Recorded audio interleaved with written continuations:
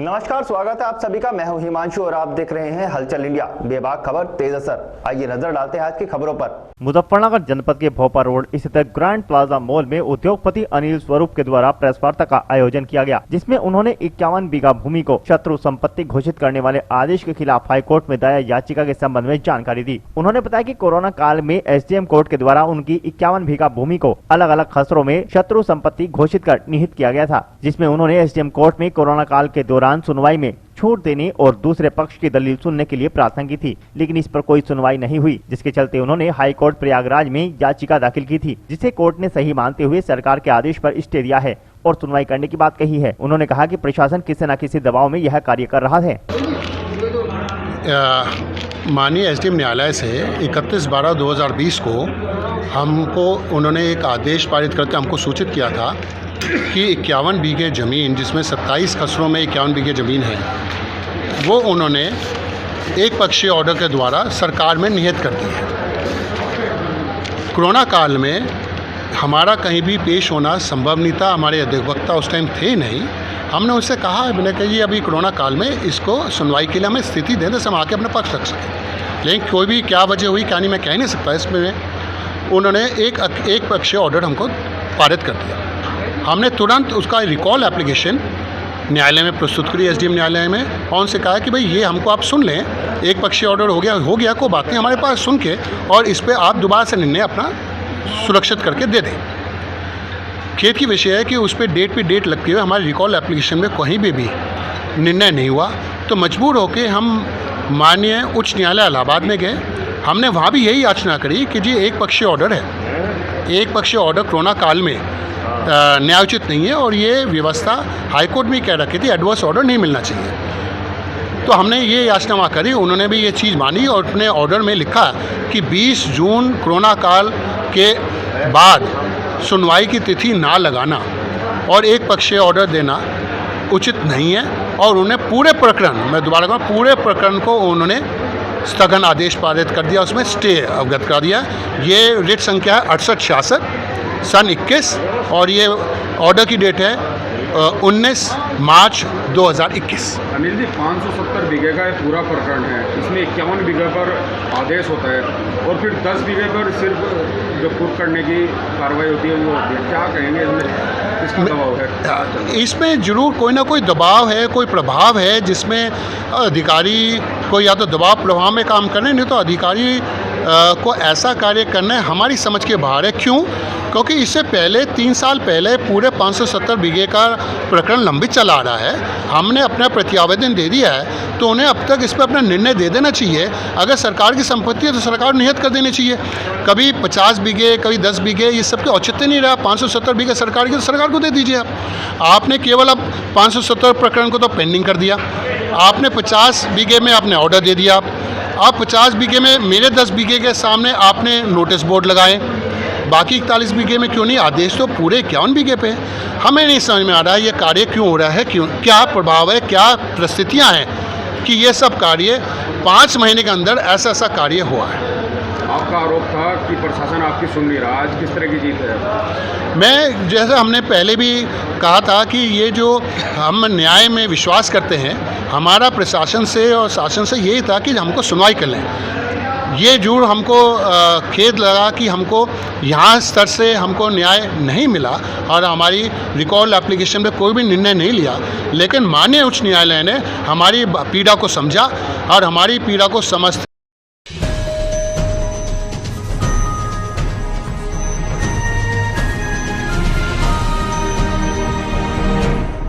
मुजफ्फरनगर जनपद के गणपति खाटू श्याम मंदिर परिवार के द्वारा 24 मार्च से 26 मार्च तक फाल्गुन महोत्सव का आयोजन किया जाएगा, जिसका आयोजन मंदिर प्रांगण में धूमधाम के साथ किया जाएगा। इस दौरान 24 मार्च को पारंपरिक भजनों, चंग धमाल और चंदन की होली खेली जाएगी। वहीं 25 मार्च को दूसरे दिन निशान यात्रा का आयोजन किया जाएगा। वहीं अंतिम दिन विशाल जागरण का आयोजन होगा, जिसकी सभी तैयारियां पूरी कर ली गई है। कॉन्फ्रेंस जो है बाबा श्री गणपति खाटू श्याम मंदिर परिवार के द्वारा,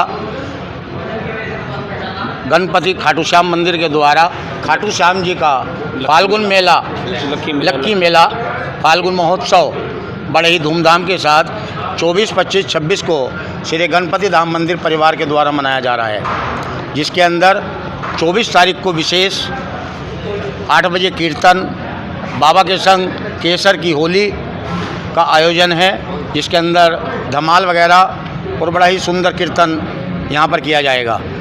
25 तारीख को विशेष सुबह 9 बजे बाबा का निशान यात्रा शिव चौक से आरंभ होकर नगर के मुख्य मार्गों से होते हुए वहाँ से चलेगी झांसी की रानी। झांसी की रानी से सीधे पुल पर आएगी, भोपाल रोड के पुल पर, वहाँ से गौशाला रोड से पीठ बाज़ार से होते हुए ये स्वीट कॉर्नर के पास से मुड़कर डाकखाने पर, और डाकखाने से सीधी गणपति धाम मंदिर पहुंचकर समाप्त होगी। अब की बार श्री निशान यात्रा में सम्मिलित होने वाले युवकों के लिए, सभी के लिए मास्क और सैनिटाइज की पूरी व्यवस्था श्री गणपति खाटू श्याम मंदिर परिवार के द्वारा की गई है, जो सभी लगाकर चलेंगे। बिना मास्क के कोई एंट्री नहीं है।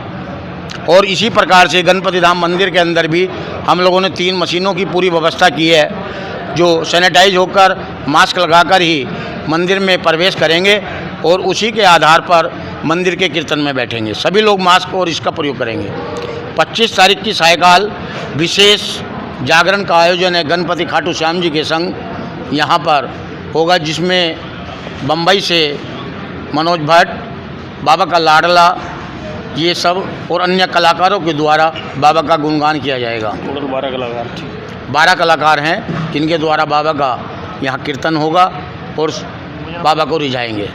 26 तारीख को बाबा का बधाई उत्सव है। उस बधाई उत्सव के बाद विशेष भंडारे का भी आयोजन श्री गणपति खाटू श्याम मंदिर परिवार ने किया है। सभी भक्तों को यहीं पर प्रसाद मिलेगा। भरपेट भोजन की जो व्यवस्था है वो खाटू नरेश की ओर से है। सभी लोगों को मिलेगा प्रसाद और यहीं पर प्रसाद ग्रहण करेंगे। ये विशेष व्यवस्था है। 29 तारीख को श्री गणपति संग होली खेली जाएगी, जो पिछले कई वर्षों से खेलते आ रहे हैं हम यहाँ पर।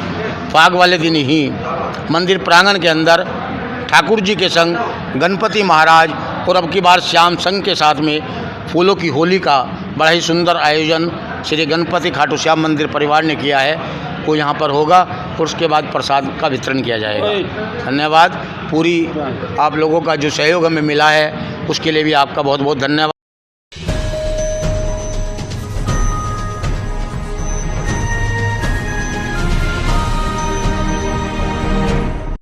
मुजफ्फरनगर में शहीद आजम सरदार भगत सिंह, सुखदेव व राजगुरु के शहीदी दिवस पर समर्पित युवा समिति एवं समर्पित महिला शक्ति के संयुक्त तत्वावधान में एक विशाल रक्तदान शिविर एसडी कॉलेज मार्केट में शिव मंदिर प्रांगण में आयोजित किया गया। शिविर में लगभग 175 रक्त वीरांगनाओं व रक्तवीरों ने रक्तदान किया। शिविर का शुभारंभ उत्तर प्रदेश सरकार में राज्य मंत्री कपिल देव अग्रवाल ने भारत माता व भगत सिंह के चित्र पर पुष्पांजलि अर्पित कर किया। समर्पित युवा समिति के रक्त संयोजक मोहित इस्पुजानी ने बताया कि लगभग 60 रक्तवीर ऐसे थे जिन्होंने अपने जीवन का प्रथम रक्तदान शिविर में किया। समर्पित महिला शक्ति की रक्त संयोजिका शिल्पा किंड्रा ने बताया कि हमने आज विशेष रूप से महिलाओं का आह्वान किया था, जिसके फलस्वरूप लगभग 20 महिलाएं रक्तदान शिविर में रक्तदान करने के लिए पहुंची।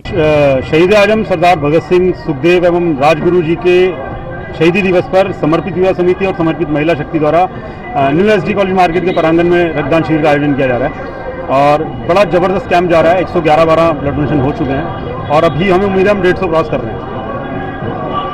तो अब तक तो है कितने ने डोनेट कर दिया? लगभग 111 ब्लड डोनेशन हो चुके हैं हमारे और 150 के ऊपर जा ही रहा है कैंप हमारा। और आज के कैंप की खास बात कुछ मैं आपको बता दूं कि आज की कई खास बात हैं, जैसे कि आज फर्स्ट टाइम ब्लड डोनर्स बहुत ज़्यादा संख्या में हैं। 18 साल से कुछ ऊपर के ही बच्चे हमारे साथ कई लोग आ चुके हैं। महिलाएं भी अच्छी खासी क्वांटिटी में आ रही हैं ब्लड डोनेशन करने। इसके अलावा हम लोगों ने मुजफ्फरनगर में फर्स्ट टाइम रेड क्रॉस की टीम को बुलाया है। दिल्ली से रेड क्रॉस सोसाइटी की टीम आई है, तो मुजफ्फरनगर वालों की पहुंच जो है रक्त के मामले में दिल्ली तक हो जाएगी। हम लोगों को इस बात का बड़ा गर्व है। कितने दिन चलेगा ये? लगभग 3 बजे तक चलेगा कैंप। और अभी मैं आपके माध्यम से सभी को दावत दे रहा हूँ, जितने भी रक्तदाता हमारे इस आवाज़ मेरी बात सुन रहे हों तो वो जरूर। आज यहाँ मुजफ्फरनगर 7 ब्लॉक में है, जिसे माननीय मुख्यमंत्री योगी आदित्यनाथ जी के 4 वर्ष का कार्यकाल पूरा होने के बाद मिशन शक्ति के नाम से आज ये कार्यक्रम है। तो जितनी हमारी बहनें हैं, हमारी बेटियां हैं, वो सब किसी न किसी रूप में भारत को शक्तिशाली बनाने के लिए, मातृत्व को शक्तिशाली बनाने के लिए और अपने आप को शक्तिशाली बनाने के लिए लगातार काम में लगी हैं। नारी का स्वावलंबन, नारी का स्वाभिमान और नारी की जो शक्ति है उसके लिए कार्यक्रम था। तो उन्होंने बहुत सारी बहनों को आज सर्टिफिकेट बांटे हैं। जो हमारी सेल्फ हेल्प ग्रुप की महिलाएँ हैं उनको सर्टिफिकेट बांटे हैं और लगातार समाज को जागृत करने के लिए ये काम कर रही हैं। इसी में ये कार्यक्रम था। मैं इस अवसर पर सब बहन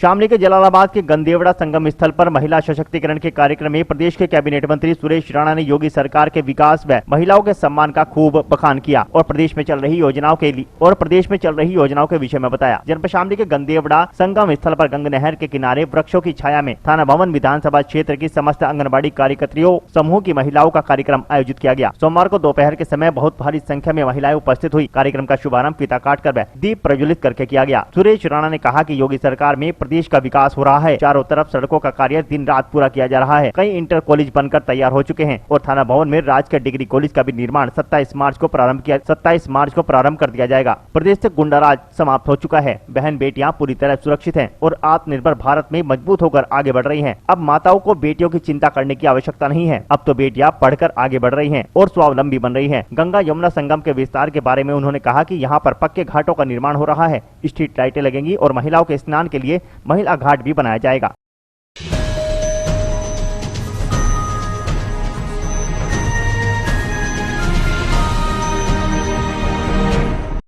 बिजनौर के धामपुर में पहुंचने पर बीजेपी के प्रदेश अध्यक्ष स्वतंत्र देव सिंह का हार्दिक स्वागत किया गया। इस दौरान सभी सैकड़ों की संख्या में कार्यकर्ताओं और पदाधिकारियों ने प्रदेश अध्यक्ष स्वतंत्र देव सिंह का स्वागत किया। इस दौरान उन्हें फूल माला पहनाकर सम्मानित भी किया गया। आपको बता दें कि बिजनौर के धामपुर नगर में स्थापित किए गए 101 फीट ऊंचे तिरंगे का लोकार्पण करने के लिए प्रदेश अध्यक्ष बीजेपी स्वतंत्र देव सिंह पहुंचे, जहां पर उन्होंने लोकार्पण कर तिरंगा फहराया।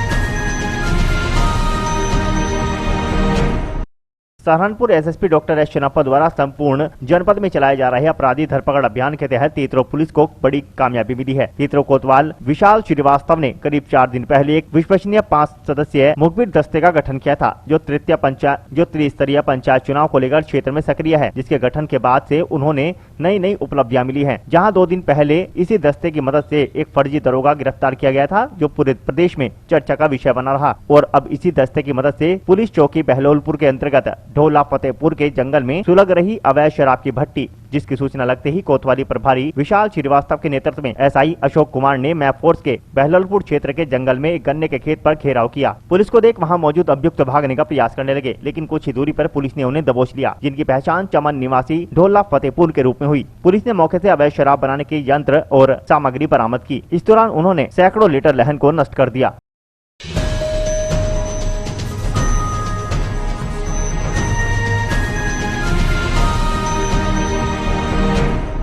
सहारनपुर के छुटमलपुर में देर रात फतेहपुर थाना पुलिस द्वारा कलसिया रोड जीवाला तिराहे पर थाना प्रभारी मनोज चौधरी के नेतृत्व में पुलिस टीम द्वारा चेकिंग के दौरान मोटरसाइकिल सवार बदमाशों ने पुलिस पार्टी पर फायर झोंक दिया था, जिसके बाद थाना अध्यक्ष फतेहपुर मनोज चौधरी ने जानकारी देते हुए बताया कि कलसिया रोड पर जीवाला मोड़ के पास रात्रि में चेकिंग की जा रही थी, जहां सामने से आ रहे एक बाइक सवार 2 लोगों को पुलिस ने रोकने का इशारा किया तो उन्होंने पुलिस पार्टी पर फायर झोंक दिया। पुलिस ने जवाबी कार्रवाई करते हुए घेराबंदी कर दोनों बाइक सवार बदमाशों को दबोच लिया। थाना प्रभारी ने बताया कि जिनके कब्जे से 2000 मीटर केबल, एक 315 बोर का तमंचा, 2 जिंदा कारतूस, एक खोखा कारतूस, छुरा और स्प्लेंडर मोटरसाइकिल बिना नंबर प्लेट बरामद हुई।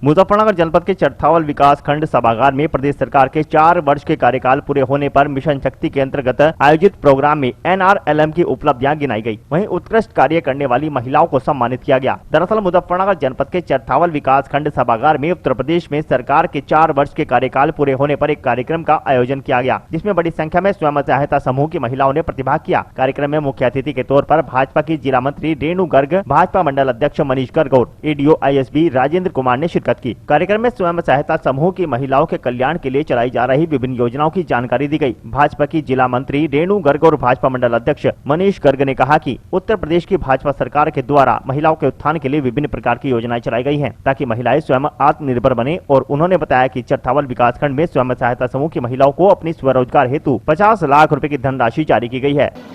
भाजपा ने जो 4 वर्ष प्रदेश में पूर्ण किए हैं, माननीय योगी जी की सरकार बहुत अच्छा कार्य कर रही है। इस बात को हम लोग तो अच्छी तरह जानते हैं, लेकिन इस बात को आम जो जनता है, आम जो व्यक्ति है, वो भी जान रहा है या कह रहा है कि नहीं कह रहा है। उसी कड़ी को आगे बढ़ाते हुए आज जो हमारे समूह हैं, जो हमारे चरथावल ब्लॉक में काम कर रहे हैं समूह, आज उसकी महिलाएं एकत्रित थी चरथावल ब्लॉक में। उसमें सरकार ने इन समूह के ऊपर चरथावल ब्लॉक में 50,80,000 रुपए इन समूह पर लगा रखे हैं। ये समूह बहुत सुंदर कार्य कर रहे हैं। हमको यह देखना था कि सिर्फ काम कागज पर नहीं होना चाहिए, जो गरीब व्यक्ति है काम उस तक पहुंचना चाहिए और उसकी आवाज आनी चाहिए कि यहाँ कुछ काम हो रहा है। हमने अपनी बातें उनको बताई और उनकी बातें खुद सुनी। उनका कहना यह है कि आज से पहले कभी किसी सरकार ने इतना ध्यान नहीं दिया। महिलाओं से जुड़े हुए जितने भी योजनाएं हैं, उन सभी के बारे में जानकारी दी और उनकी जो दिक्कत या कोई परेशानी है उस विषय में उनसे हमने पूछा भी। उनसे पूछा कोई इसमें विषय में कोई परेशानी और कोई दिक्कत हो तो बताइए। उसमें ब्लॉक से आए हुए और जो समूह के हमारे जिले के अधिकारी प्रबंधक और चरथावल का जो कार्य देख रहे हैं, सभी लोग हमारे साथ यहाँ पर थे। जो छोटी मोटी समस्याएं किसी की थी वो हमने साथ के साथ निराकरण कराया उसका समस्या का, और समूह खुद अपने आप में मजबूत बने और काम करे, हम यही चाहते हैं। और समूह वाले भी सबका यही कहना है कि बहुत अच्छा कार्य। आज हमारे उत्तर प्रदेश सरकार के 4 वर्ष पूरे होने पर मिशन शक्ति कार्यक्रम के अंतर्गत जो महिलाओं के लिए सरकार द्वारा योजनाएं चलाई जा रही हैं, वो किस प्रकार उनका लाभ प्राप्त कर सकती हैं, इस उद्देश्य से यहाँ पर एक चर्चा रखी गई, जिसमें किस किस समूहों की और कौन से विभाग की महिलाएं शामिल हुई है। इसमें हमारे स्वयं सहायता समूह की बहनें थी और जो आसपास के ग्रामीण अंचल में रहने वाली बहनें हैं वो सभी यहाँ उपस्थित थी। और उन लोगों ने हम लोगों की बात भी सुनी, योजनाओं के बारे में उन्होंने जाना भी, और जो उनकी अपनी परेशानियाँ थी उनको भी यहाँ पर उन्होंने निसंकोच हम लोगों के सामने रखा। और राजेंद्र जी ने, क्योंकि कुछ बहनों की शौचालय की समस्या थी, उस समस्या का समाधान भी उन्होंने तुरंत करने का उन्हें आश्वासन दिया। तो क्या भाजपा सरकार सभी का विकास लेके चल रही है बराबर? भाजपा का तो शुरू से ही नारा था, सबका साथ सबका विकास। भाजपा कल्पना में नहीं जीती, भाजपा यथार्थ में जीती है। तो अभी तक संक्षेप में बता दीजिए, अभी तक किस प्रकार के कार्य किए गए हैं क्षेत्र के लिए? महिलाओं के उत्थान के लिए सुमंगला योजना चली, उज्ज्वला योजना चली, जो जिसके कारण बहनों को जो है जो गरीबी की रेखा से नीचे का जीवन यापन कर रहे हैं उन्हें गैस के सिलेंडर निःशुल्क उपलब्ध कराए गए। और सबसे बड़ी बात यह है कि हमारी सरकार में गैस, जिसके लिए घर में आधे से ज़्यादा झगड़े हुआ करते थे कि भाई सिलेंडर ख़त्म हो गया है और सिलेंडर नहीं आ रहा है, और पुरुष जो थे वो घंटों लाइन में लगे रहते थे और सिलेंडर लेकर आते थे। और कई बार तो ऐसा होता था कि जब उनका नंबर आता था तभी गैस सिलेंडर ख़त्म हो जाता है ना, वहाँ सिलेंडर ही समाप्त हो जाते थे, उन्हें मिल नहीं पाता था और फिर 2-3 दिन बाद उन्हें लाइन में लगना होता था। तो हमारी सरकार ने इस चीज़ को ख़त्म किया और आज घर घर गैस पहुँच रही है। सुमंगला योजना चलाई, सुमंगला योजना के माध्यम से जो है खाते खोलने का काम, जनधन योजना चलाई जिससे जो है महिलाओं के खाते खुले, 0 बैलेंस पर खाते खुले। और आपने देखा होगा कि लॉकडाउन के समय में प्रत्येक बहन के खाते में 500 रुपये पहुँचे। हमारी सरकार ने बहुत सारी योजनाएं चल रही थी, जैसे निराश्रित पेंशन योजना थी, या विधवा हो जाती थी जब वो पुनर्विवाह करना चाहती थी तो पहले की सरकारें मात्र 11,000 रुपये दिया करती थी। हमारी सरकार ने उसे बढ़ाकर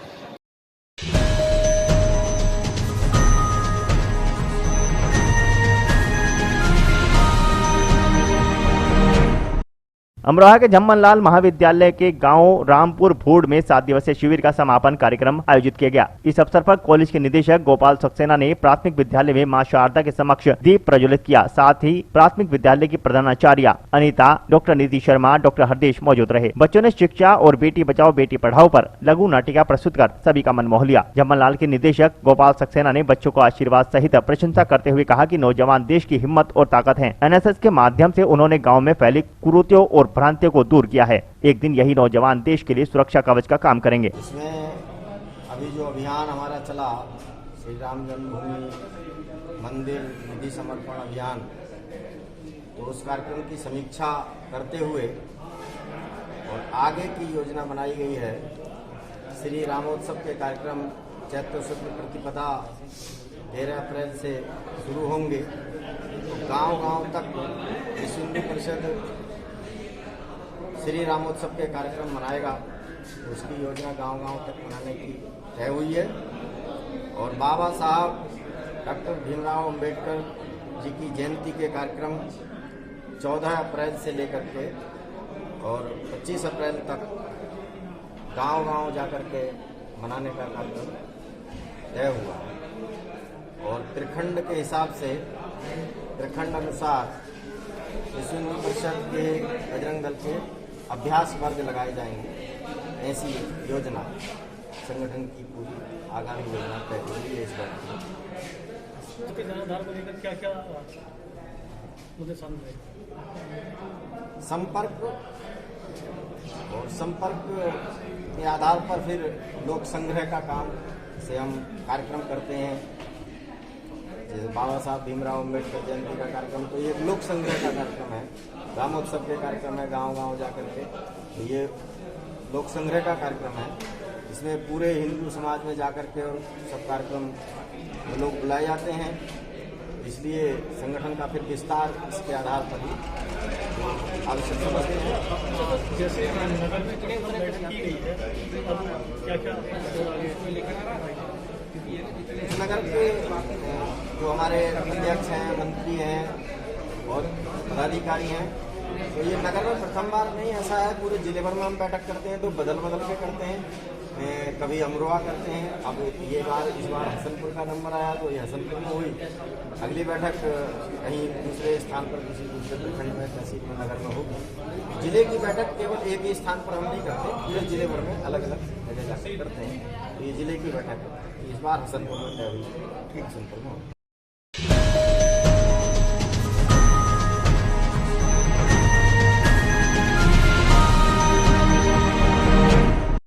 अमरोहा के आदमपुर थाना क्षेत्र के गांव हाजीपुर में लेंटर डालते समय एक बड़ा हादसा हो गया। आपको बता दें कि गंगेश्वरी ब्लॉक क्षेत्र के गांव हाजीपुर खादर के निवासी नन्हे पुत्र रामचंद्र अपने मकान का लेंटर डलवा रहा था। तभी अचानक लेंटर डालते समय लेंटर गिर गया और कई व्यक्तियों को अपनी चपेट में ले लिया। नन्हे पुत्र रामचंद्र का कहना है कि लेंटर डालते समय लेबर की काफी लापरवाही हुई। जहाँ बताया जा रहा है कि लेंटर डालते समय लेंटर को सपोर्ट नहीं दिया गया था, जिससे लेंटर वजन के कारण नीचे गिर गया और प्रेमपाल पुत्र रामकुमार, मित्रपाल पुत्र राजपाल, रियाक पुत्र सदीक, केशव लेंटर गिरने की चपेट में आकर घायल हो गए।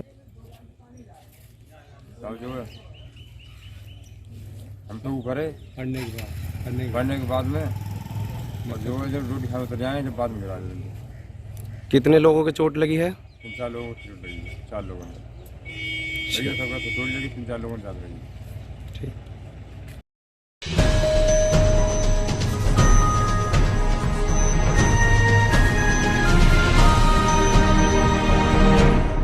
अमरोहा के सांसद कुंवर दानिश अली का अमरोहा में जोरदार स्वागत किया गया। इस मौके पर उन्होंने भारतीय जनता पार्टी के 4 वर्ष में किए गए कार्यों के वादे पर जमकर हमला बोला। उन्होंने कहा कि 4 सालों में विकास कार्य नहीं हुआ है। साथ ही उन्होंने किसानों के मुद्दे पर भी केंद्र सरकार को गलत बताते हुए कहा कि देश में लोकतंत्र नाम की कोई चीज नहीं है। उत्तर प्रदेश के अमरोहा शहर में बहुजन समाज पार्टी से अमरोहा लोकसभा क्षेत्र से सांसद कुंवर दानिश अली का जोरदार स्वागत किया गया। इस मौके पर मुशायरे का आयोजन युवाओं के द्वारा किया गया। पत्रकारों से बात करते हुए दानिश अली ने कहा कि 4 साल में भारतीय जनता पार्टी की सरकार ने कोई भी वादा उत्तर प्रदेश में पूरा नहीं किया। उन्होंने कहा कि बिजली, पानी, सड़कों की व्यवस्था पूरी तरीके से खराब है। साथ ही किसानों को 1 साल से गन्ने का बकाया पैसा तक नहीं मिल पा रहा। सड़कें बता रही हैं कि सारी कितनी गड्ढा मुक्त हो गई हैं। अभी हम अपने जिले में देहात में घूम के आ रहे हैं तो पता चल रहा है कि कितनी सड़कें गड्ढा मुक्त। और जो वादे किए थे, अगर वादा ये किया था कि लोगों को में आपसी भाईचारे को बांटना है, तो मैं समझता हूँ वादा पूरा हुआ। अगर ये वादा किया था कि गैस का सिलेंडर दोगुना महंगा करना है, तो समझता हूँ वादा पूरा हो गया। अगर ये वादा किया था कि डीजल और पेट्रोल के दाम जो है वो दुगने करने, तो समझता हूँ वादा पूरा हो गया। अगर मैं ये वादा किया था कि किसानों की लागत भी वापस ना आए, तो समझता हूँ कि वादा पूरा हो गया। अगर ये वादा किया था कि गन्ना किसानों का 1 साल तक का पेमेंट ना मिले उनको गन्ना डालने के बाद चीनी मिलों पे, तो मैं समझता हूँ कि वादा पूरा हो गया। अगर ये वादा किया था कि नौजवानों को और बेरोजगार बनाना है, तो मैं समझता हूँ कि वादा पूरा हो गया। तो मुझे बताइए कि कौन सा वादा ऐसा था जो उन्होंने पूरा नहीं किया। 4 साल पूरे होने के बाद उन्होंने हर जगह कार्यकर्ताओं ने करा, और नरेंद्र मोदी भी कह रहे हैं कि हमने जो वादे करे थे पूरे करे हैं, और आपके कहने का मतलब ये है कि इन्होंने कुछ नहीं करा। मैंने जितने आपको वादे इश्यूज गिनाए हैं वो बता दीजिए। तो ये ऐसे अच्छे दिन का क्या फायदा जहां अन्नदाता किसान जो है वो दिल्ली की सड़कों पर पिछले 4 महीने से पड़ा है। सैकड़ों किसान ठिठुरती हुई सर्दी में, बारिश में अपनी जान गंवा बैठे। ये कौन सा राज है? डेमोक्रेसी बिल्कुल खत्म कर रहे हैं।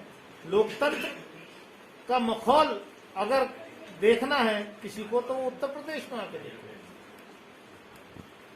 यहाँ कोई जमहूरी निजाम की सरकार नहीं चल रही है, कोई लोकतांत्रिक सरकार नहीं चल रही। भ्रष्टाचार चरम सीमा पर, कहीं कोई काम नहीं हो रहा है। किसी स्कीम में कोई पैसा नहीं है सिवाय अपना पीआर एक्सरसाइज के। पूरा बजट जो है अपना बढ़िया बढ़िया एडवर्टीजमेंट, बढ़िया होर्डिंग, बढ़िया टीवी पे, सारा मीडिया के माध्यम से जो है सिर्फ पीआर एक्सरसाइज चल रही है। ग्राउंड पे धरातल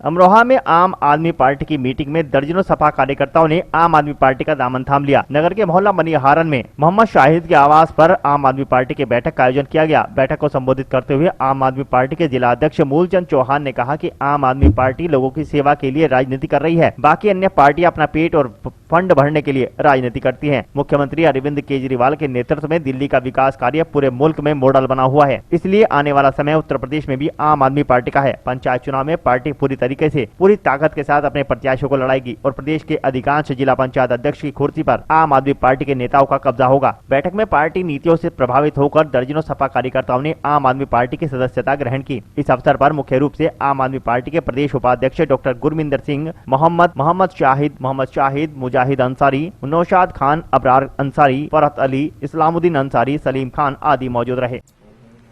हमारी आम आदमी पार्टी की आज की मीटिंग सदस्यता अभियान हमारी पार्टी चला रही है। आने वाले जो जिला पंचायत के चुनाव में अपने सभी सीटों पर कैंडिडेट उतारेगी और लगभग आधी सीटें जीत करके हमारे जिला पंचायत अध्यक्षों के पदों पर अपना कब्जा जमाएगी। उसके बाद 2022 में होने वाले विधानसभा चुनाव में भी यूपी में आम आदमी पार्टी अपनी सरकार बनाएगी।